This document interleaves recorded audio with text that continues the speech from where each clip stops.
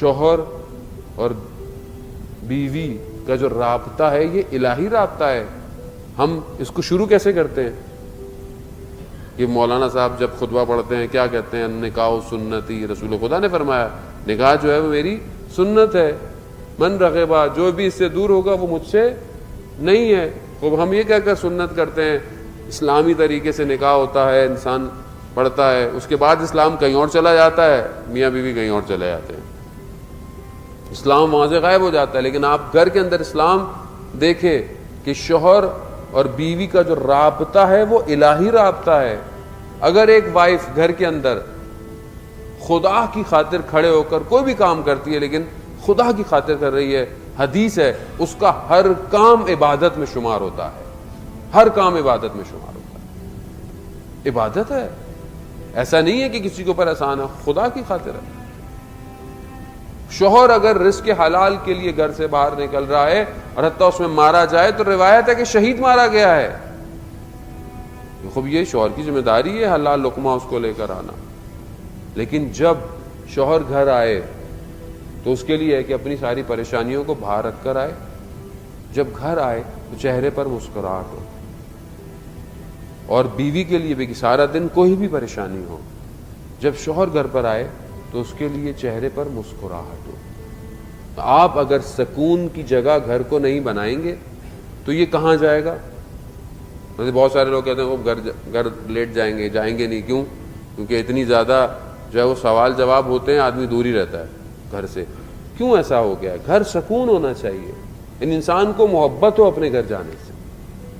تو یہی وجہ ہے کہ یہ چیزیں آج ہم نہیں دے پاتے ہیں. ہم سکون کہاں ڈھونڈتے ہیں؟ مولانا صاحب تسبیح دے دیں، مولانا صاحب کو ذکر دے دیں، تعویذ دے دیں، یہ ساری چیزیں دے دیں. سکون آپ کے گھر میں ہے، عبادت آپ کے گھر میں ہے. گھر کو صحیح کیجئے.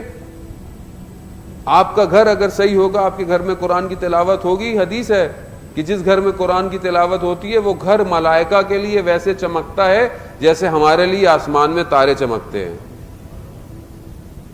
آپ اپنے گھر کو صحیح کریں، آپ کا گھر صحیح ہو جائے سب صحیح ہو جائے گا. آپ اس طرف توجہ دیں. عزیزان محترم، ہم صرف اگر مجلسوں میں بات سن کر چلے جائیں اور پریکٹیکلی امپلیمنٹ نہیں کریں تو فائدہ نہیں ہے. آپ اپنی زندگی میں لسٹ بنائیں، کہاں غلطیاں ہیں ان کو صحیح کریں، خدا کی طرف متوجہ ہوں. خدا کم رنگ ہو گیا ہے، فارسی کا ورڈ ہے کم رنگ، یعنی خدا ہماری زندگی میں اس طرح نہیں ہے جس طرح ہونا چاہیے. میں اللہ اکبر کرتا ہوں، نماز پڑھتا ہوں، میری نماز جو ہے وہ عادت کی نماز ہے، ہیبٹ ہے. جیسے میں نے اللہ اکبر کیا وہ سب پڑھ رہے ہیں، میں بھی پڑھ رہا ہوں. نہیں پڑھیں گے وہ ایک شخص کے لیے کہ وہ اول شروع کی صفوں میں نماز پڑھتا تھا، ایک دن دیر ہو گئی، صف میں نہیں پہنچ پایا، اپنی جگہ پہ نہیں جہاں تھا، تو عجیب سی کیفیت ہو گئی کہ نماز ہی نہیں پڑھ رہا. کیوں؟ کیونکہ خوب وہاں نہیں پڑھ رہا، لوگ بولیں گے آج دیر سے آیا ہے. یعنی گویا وہ نماز خدا کی نہیں تھی، وہ نماز اس جگہ کی نماز تھی. کچھ لوگ ہوتے ہیں نا پہلے سے اپنی آگے کی جگہوں پہ رکھ دیتے ہیں، بھئی یہاں تو کوئی اور نہیں بیٹھے گا. وہ مسجد ہے، اللہ کا گھر ہے، آپ کا گھر تھوڑی ہے. آپ آئیں پہلے آپ بیٹھ جائیں، دوسرا بیٹھ جائے. لیکن کچھ لوگوں نے آگے ہی بیٹھنا ہے. عزیزان محترم، اصل خدا کے لیے انسان اپنے آپ کو دیکھے. یہ بہت ساری چیزیں ہماری زندگی میں جو کٹ ڈاؤن ہو گئی ہیں، یہ ہماری زندگی میں عادت ہو گئی ہے. اگر یہ چھوٹ جائے تو آپ کو محسوس ہوگا کہ کیا یہ کام خدا کے لیے تھا. جہاں نفس کام کی مخالفت کرے وہیں سمجھ لے کہ انسان کو. آیت اللہ جواد ملکی تبریزی کے جو ملا حسین کلی ہمدانی کے شاگرد تھے، کہتے ہیں کہ میرے نفس نے کہا کہ وہ جو شخص طالب علم آتا ہے اس کے جوتوں کو سیدھا کرو، نفس صحیح ہوگا.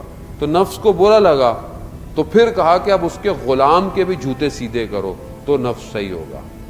کیونکہ انسان کا نفس اس کو یہ کام کرنے نہیں دیتا. انسان گھر کے اندر کیا ہے، کوئی بات ہو گئی تو میں کیوں اپنی زوجہ سے معافی مانگوں، میں مرد ہوں، میں کیوں معافی مانگوں، اس کی غلطی ہے، اس کو ایسے کرنا چاہیے. خود شیطان آپ کو اکسائے گا اور بھڑکائے گا. خوب ہے اگر انسان ایک سوری کہہ دے تو کیا فرق پڑتا ہے. انسان اگر تھوڑا سا درگزر کر جائے کیا فرق پڑتا ہے. یا سامنے خاتون بھی یہی کہے میں کیوں معافی مانگوں، میری کیوں غلطی ہے. اگر یہ مخالفتیں چلتی رہیں. اور وہ وصیت میں حضرت سیدہ کیا کہتی ہیں؟ اے علی میں نے کبھی مخالفت نہیں کی, کبھی میں خلاف کی بات نہیں کی. تو عزیزان محترم ہم اپنے گھروں میں ان چیزوں کو شامل کریں کہ جو اہل بیت کے گھروں کے اندر شامل تھیں. اگر یہ باتیں ہمارے گھروں کے اندر نہیں ہوں گی تو پھر ہم صحیح طرح حضرت سیدہ سلام اللہ علیہ کے سامنے روز قیامت میں کیسے جو ہے وہ پیش ہوں گے. اور جبکہ ان کی خلقت, اہل بیت کی خلقت جو ہے وہ بہت پرانی خلقت ہے نا. اصل روایت ہے کہ حضرت آدم علیہ السلام نبی جب خدا نے ان کو بنایا جنت میں حضرت حوا کے ساتھ, تو انہوں نے دیکھا ایک خاتون کو کہ اس نور جو ہے وہ ان سے نکل رہا ہے, سر پہ ایک نور کا تاج ہے, 2 گوشوارے ہیں جو نور سے چمک رہے ہیں. تو حضرت آدم بہت متوجہ ہوئے کہ یہ کون ہے. کہا اے جبرائیل یہ کون سی ہستی ہے؟ کہا یہ آپ کی اولاد میں سے جو رسول آئیں گے یہ ان کی بیٹی ہے. کہا یہ مجھ سے پہلے خلق ہوئی ہوئی ہے. کہاں یہ آپ کی خلقت سے 4000 سال پہلے خدا کے علم وجود میں یہ قائم تھے لوگ. تو یہ روایت میں نہیں دیکھا میں نے کہ یہ خلق تھے, بلکہ موجود تھے. کب تھے نہیں پتا. اب یہ 4000 سال کون سے سال ہیں ہم نہیں پتا, کیونکہ ظاہر سورج زمین چاند بعد میں بنے. یہ لائٹ ایئرز تھے, کون سے ایئر تھے؟ گویا یہ خلقت پہلے کی ہے. یہ خدا نے انہیں بشر کے لبادے میں ہماری ہدایت کے لیے بھیجا, اور اگر ہم ان کو اس طرح فالو نہیں کریں تو روز قیامت میں ہم ان کے آگے شرمندہ ہیں. عزیزان محترم ہم ان کے آگے کھڑے ہوئے جھکے ہوئے ہوں گے کہ ہم نے عمل اچھا